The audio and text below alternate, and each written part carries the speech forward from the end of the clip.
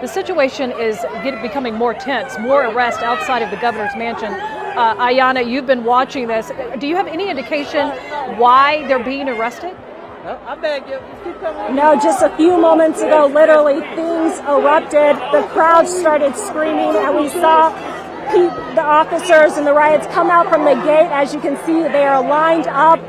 It looks like I see at least one person they took into custody. He was laying on the ground. People are angry now, of course, getting in the street, yelling, frustrated. We didn't see from where we were anything that happened, so we don't know why they are being taken into custody. Did you guys see what happened? Yeah, we did.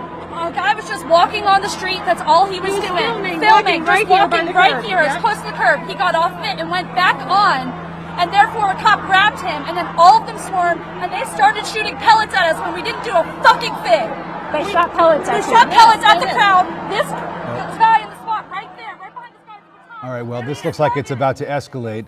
The police obviously trying to keep people on the sidewalk, but that is not working anymore, as we see all of those protesters, in the hundreds of them, now joining arms and standing right in the middle of the street there, clearly disobeying the orders of the police, who have been trying to get everybody to stand back on the curb. We've watched as a number of people have stepped off of the curb against the police's orders, and then they have found themselves arrested.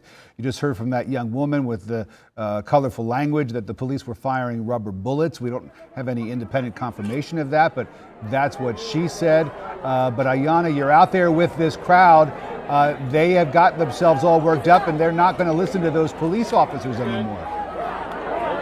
No, that's exactly right, because earlier they were saying move the white people to the front of the crowd because they were scared for the black people that are out here. So they wanted to make sure that they saw the white faces, because it's not just about black people. They want to know that this is everyone, not just black people. As you can see, they are kneeling in the middle of the road with their hands up. They are chanting. They are frustrated. They are not happy with what just happened. As you can see, more of the crowd is starting to kneel down on the ground. Ayanna, I have been monitoring. You also have dozens. Ayanna, I've been monitoring Governor Brian Kemp's Twitter feed. He hasn't posted anything within the last hour, but I'm curious, is he inside the governor's mansion? Are you aware of that? No, I'm not aware if he's inside or not. We did see about an hour ago 2 cars pull into the driveway, so that doesn't necessarily mean that he's home. So we're not sure if he's even in the mansion or not at this point. The protesters, it seems that they've been pushed back to the sidewalk, and now they've got officers in riot gear that are lined up directly confronting them. We just heard from Chief Erica Shales, Ayanna, that she said there will be a zero tolerance policy tonight. There will be zero lawlessness, and she is ready to lock people up, as she said.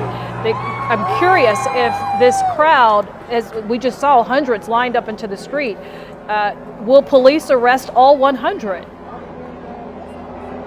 Who knows, but we do know that some of these protesters are ready to get arrested if it does get to that point. Again, I saw people with markers writing down people's numbers on their arm just in case they do get arrested, so they have a name and someone they can call if they do in fact get arrested. So these protesters are ready if that does become the case here in Buckhead. Also,